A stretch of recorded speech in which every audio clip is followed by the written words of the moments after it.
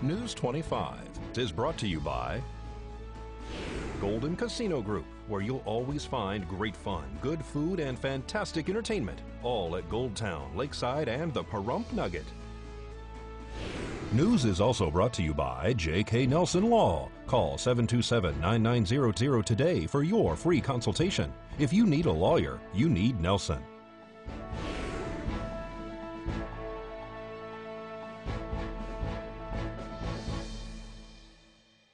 Nye County officials send a strong message to the state, and we have information on services offered to veterans and their families. News 25 starts now. You're watching KPVM News 25 with Eunette Gentry. News 25. Local coverage you can count on. The Nye County Sheriff refuses to support a new gun law. It's Thursday, March 7th. I'm Eunette Gentry. But before we get to that, we have breaking news just into the newsroom. Pahrump Valley High School janitor Danny List has been captured in Laredo, Texas. He was captured today attempting to cross the border into Mexico. Nye County Sheriff's Office says that he had nearly $9,000 on him, and he fled after two students at Pahrump Valley High School came forward with information about the janitor making inappropriate advances and social media contact. He was wanted for luring a child, unlawful use of minors in production of porn, and promotion of sexual performance of a minor. And we will have more on that story and that capture in later broadcasts on News 25, so stay tuned. And moving back to today's news, here in Nye County, commissioners and the sheriff are speaking out against a new background check law just signed by Governor Steve Sisolak. On February 15th, Nevada State Governor Steve Sisolak signed into law a bill expanding background checks on private gun sales and transfers. Lawmakers say that the bill is to fix a 2016 gun background check measure that was narrowly approved by voters. They say that the law could not be implemented because it required the FBI to conduct the checks. Supporters say that the bill closes a loophole that allows gun buyers to avoid background checks by going through unlicensed gun sellers. Public comment was heard at the Nevada legislature for and against the bill. Among those speaking in favor were the survivors of the 2017 mass shooting in Las Vegas. Two-term Nye County Sheriff Sharon Worley says that she believes the gun background checks are in violation of the Second Amendment. In fact, she sent a letter to Governor Steve Sisolak. In the letter, she speaks of the Constitution and her oath to support it. She also mentions World War II and Hitler. She says that the law infringes on law-abiding citizens. She adds that the staff at the Nye County Sheriff's Office is thin and their budgets are limited. Our responsibilities are laced with state-mandated, unfunded programs. They struggle to enforce the laws that already exist.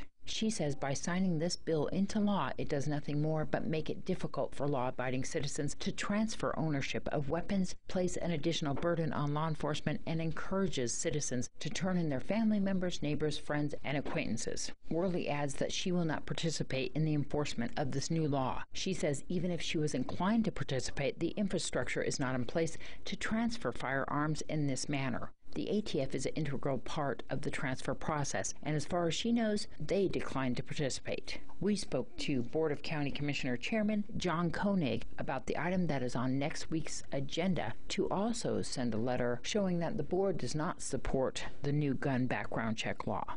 I expect it will get approved, but obviously there's no guarantees. But this is Nye County, this is Nevada, this is Pahrump. We believe strongly about our Second Amendment rights.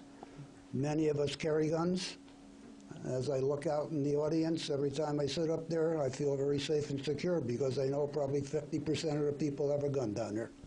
So that's what we're about, and we're protesting what the legislature is in the process of doing. If I want to go buy a gun from you, I know you, you know me, there's no problem there. If I am selling a gun and someone comes up and wants to buy the gun from me, I'm going to check out who he is. I don't want to go down to a store, give it to them, pay a fee, make it take 2 to 3 to 5 days. It just doesn't make any sense and doesn't accomplish anything. The bad guy is going to get a gun whether you have the law or not. We know that. All they're doing is infringing on the legal people's rights. And a bid put out by the county to copy historical records, documents, and newspapers, as well as bookbinding, has been awarded to a Delaware firm. The Board of County Commissioners had an item on their agenda regarding a bid for a project to scan and process all records held in the recorder's office. Land records, birth and marriage certificates, historical newspapers, and other important documents would be scanned onto hard disk drives for safekeeping using advanced technology owned by the chosen company. U.S. Imaging and Data Management International were the only two companies to place a bid for the job. Of the two bids, U.S. Imaging was the least expensive, totaling at $228,705.40. However, commissioners are concerned whether the price is really worth it, or if they should just hire their own employees and have them trained by U.S. Imaging for a brief amount of time. Deborah Beatty spoke at the meeting and gave her opinion on the idea. U.S. Imaging has done all of our imaging in the past, and this isn't just digitizing, it's microfilm, and we are required by law to have microfilm. What you're saying, you're right. There would have to be somebody here. It would be a complete full-time job. And they come in a few weeks, it's done. And another thing, well, I guess if you had an employee, it wouldn't go off-site. But I don't know if you've noticed, but part of our bid was to have the newspapers done as well, which is an on-site job. They don't want them leaving the museum, as well as we don't want our records leaving our vault. So to answer your question, you would probably need more than one person to fulfill everybody's needs, because this is a huge job. Well, we want to move forward with having our own scanning capability for everything. That's what we're moving towards, but that's not what this is. This is just taking care of an interim time on these particular documents. And we're not owning the equipment that's doing the scanning. We're just hiring an entity to come in with their own equipment. Correct. So we're not buying this equipment. So we can't just say, hey, use our employee, here you go. No, they're going to be on site. Buy the equipment. We could buy the equipment for what we're paying for this. That's my point. And give a couple of jobs. I'd rather see something like so. I'd rather see something like it would cost us $50,000 to buy the equipment, and then we're going to go hire someone that's going to take a year instead of a month, but I'm going to save $200,000. And we're going to keep our money local. Okay, and I'm all for that. Don't get me wrong. I'm totally all for that. But you're talking professionals here, so you're talking a lot of training as well. So I get it, but is there an urgency to this? No, absolutely not. Well, what does the NRS say? Besides the deterioration, there is no NRS on when we have to have it filmed or digitized. It's something we want to do. I think it could. Well, it's absolutely necessary. I get it. I get it. Falling apart. Have a problem with numbers that exceed 5. Commissioners made a decision to table the item until the next meeting on Monday, March 11th, in order to give them time to calculate a quote to decide whether it would be cheaper in the long run to hire U.S. Imaging for the job or to train their own employees and purchase the needed equipment. This is Peyton Kingston reporting for News 25. Big Pharma has new drug treatments on the market. Angela Miles has that and more in today's Business First Brief. J&J has gained approval from the FDA for its antidepressant nasal spray. That stock has been gaining ground this year. A tiny biotech called Biopath Holdings is making a big move in the stock market. Shares were up strong and heavy trading on Wednesday. The rally was triggered by a positive update on its phase 2 trial of a treatment for patients with acute myeloid leukemia. Turning to tech news, Apple is adding jobs in San Diego. The CEO says Apple will bring 1,200 workers to the area during the next 3 years. San Diego is also where Qualcomm has a campus. Amazon is closing down all of its pop-up locations starting in April. The pop-ups are inside of Whole Foods, Kohl's stores, and some malls. The Wall Street Journal reports that Amazon is planning to open dozens of grocery stores and potentially thousands of Amazon Go stores. And if you or a loved one is suffering from depression, we have the latest information available on the market when News 25 returns. You're watching KPVM News 25. Local coverage you can count on. Welcome back to News 25. The U.S. Food and Drug Administration approved Janssen Pharmaceutical Incorporated esketamine for treatment-resistant depression. The drug is the chemical cousin of ketamine, the powerful anesthetic that has been used illegally as the Special K club drug. It will be sold as Spravato now, and more specifically for patients who have tried at least 2 other medications without success, and it should be taken with an oral antidepressant. It may also be self-administered, but only under the supervision of a care provider and cannot be taken home. Depending on the severity of the patient's depression, it is given either once a week or once every other week, and it works by restoring brain cells in patients with treatment-resistant depression. Side effects of Spravato include dizziness, nausea, vertigo, anxiety, lethargy, increased blood pressure, vomiting, feeling drunk, decreased sensitivity, sedation, and disassociation, which is a feeling of being temporarily disconnected from your body and your mind. Because of those severe risks, patients must be monitored for at least 2 hours after being given that drug. And the job market is continuing to hold strong. KPVM's Rhonda Van Winkle brings us the latest in today's News Across Nevada. Nevada added 3,800 new jobs in January, seasonally adjusted, bringing the total employment to 1,416,500. This net increase in jobs was the result of experiencing a smaller seasonal decline in jobs than was expected. Although Nevada experienced a non-seasonally adjusted decline of 19,600 jobs, historically, seasonal patterns would have predicted a loss of 23,400 jobs, resulting in the net job gain of 3,800. The unemployment rate in Nevada held steady at 4.4% from December to January. This is down from 4.8% a year ago, and remains at the lowest rate since June 2007, nearly 11 years ago. Nationally, the unemployment rate increased from 3.9% in December to 4% in January. The gap between Nevada's rate and the nation's rate narrowed from 0.5 percentage point last month to 0.4 percentage point this month. Local home prices dipped below $300,000 in February, with fewer properties changing hands and more homes on the market than 1 year ago.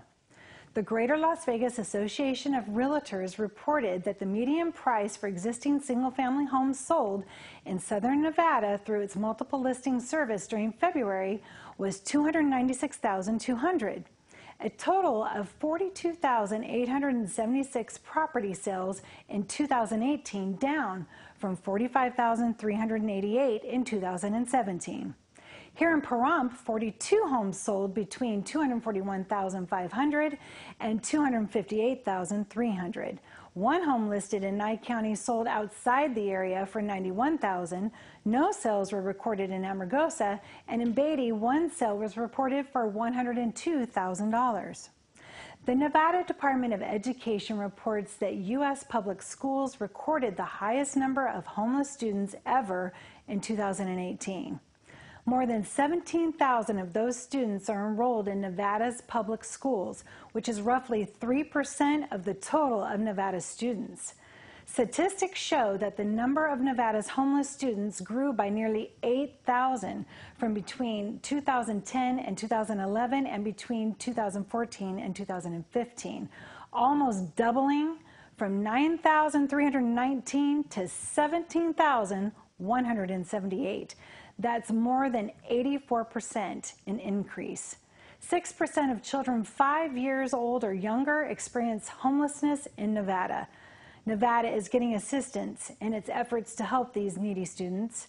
The Nevada Department of Education has been granted an award of $20,000 from the organization called Educated Leads Home to improve homeless students' education. The award is part of a 6-state partnership to overcome child-youth homelessness through education. The 5 other states besides Nevada are California, Kentucky, Hawaii, Oregon, and Washington. I'm Rhonda Van Winkle, and this has been your news across Nevada. Thanks so much, Rhonda. Well, the Nevada Highway Patrol will be holding its third annual Candlelight Vigil to honor fatal crash victims from 2018. Unfortunately, last year, 331 people lost their lives in traffic crashes on Nevada's highways. The Nevada Highway Patrol will be honoring the memory of the 77 lives lost in the Nevada Highway Patrol Southern Command's jurisdiction with a heartfelt ceremony. NHP is inviting all family, friends, and loved ones from victims of fatal crashes that occurred last year. Members of the NHP Fatal Detail will light a candle in remembrance of each life lost due to a traffic fatality. The event will be held tomorrow, March 8th, in Las Vegas at the Nevada Highway Patrol's Southern Command Office at 4615 West Sunset Road at 7 p.m. And stay tuned. News 25 will be right back with much more local news. News 25 is brought to you by Bill and Robin Law, injury attorneys. Injured, need money? Get Bill and Robin, your local Pahrump injury attorneys.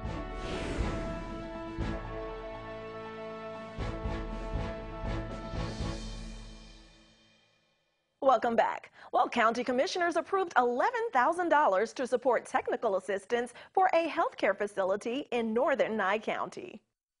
Nye County Commissioners had a discussion and deliberation to approve providing grant match funding in an amount not to exceed $11,500 to the Nye Communities Coalition for the United States Department of Agriculture grant to support community facility technical assistance across Nye County. In June of 2018, the board approved to issue a letter of support for the coalition's application to the USDA grant that will fund planning initiatives for redevelopment of community facilities and agreed to provide funds up to the amount of $20,000 to support the planning, technical assistance, and training associated with the Tonopah Healthcare Initiative. Nye Communities Coalition was awarded the grant, and the Northern Nye County Hospital District donated $8,500, which leaves a balance of $11,500 for Nye County. In addition, the Tonopah Public Utility Company has agreed to a match in the form of initial connection fee waivers.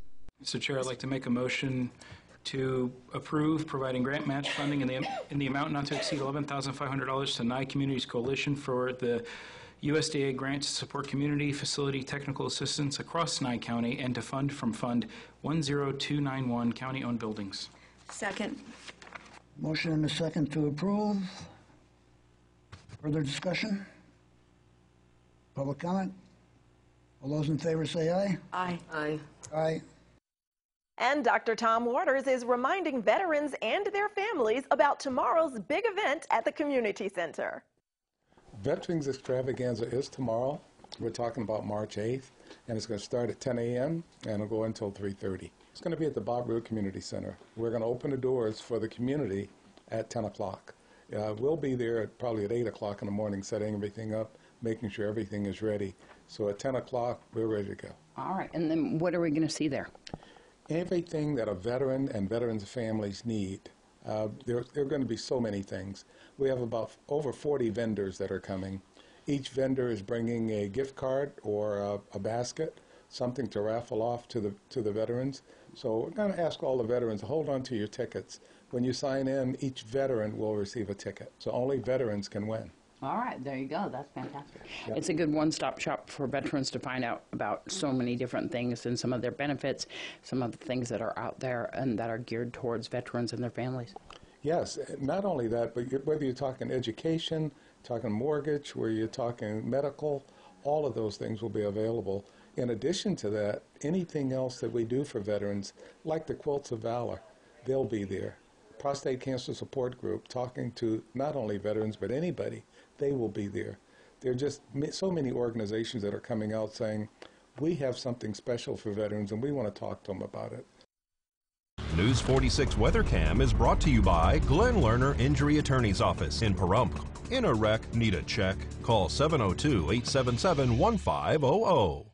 Well, let's take a look outside at our current conditions through our Glenn Lerner weather cam. Look at that picturesque view. The sun is peeking through all of the scattered clouds, and it is a gorgeous day outside. Not too hot, not too cool. And Michael Donahue will tell us what we can expect in our forecast and what's ahead after this break.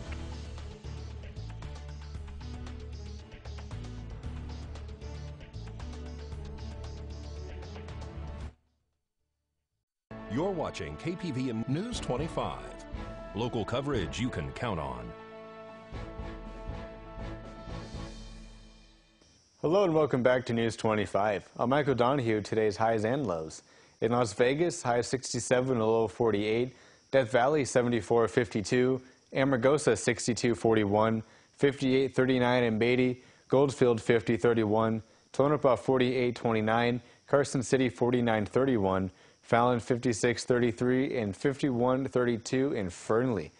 Today in Pahrump, we had sunny skies, a high of 61, winds out of the south at 12 miles per hour, humidity at 37%, and our sunrise at 6:06 a.m. For tonight, it's currently 59 degrees outside with cloudy skies, low 42, winds out of the south at 13 miles per hour, 57% humidity, and sunset at 5:44 p.m. Looking ahead to our 7-day, we have cloudy skies all through next Wednesday, and Thursday sunny skies are expected to return. We do have a 20% chance of rain tomorrow and Monday. Looking at our temperatures, our highs are mainly going to be in those mid-50s, just between 53 and 57 degrees. We're going to sneak up into 60 on next Tuesday. Our overnights are all going to be in those mid-30s, just between 35 and 39 degrees. Now, if you can't be home for news, just check us out online on our Facebook page. You can catch the news live on Facebook every night at 5 p.m. as well as pick up many more updates. And now we're going to throw it back to the desk with Deanna. Thanks so much, Matt. All right, that does it for this edition of News 25 from all of us here at KPVM and Ace Country Radio. Thanks so much for joining us tonight, and we will see you again tomorrow. Good night.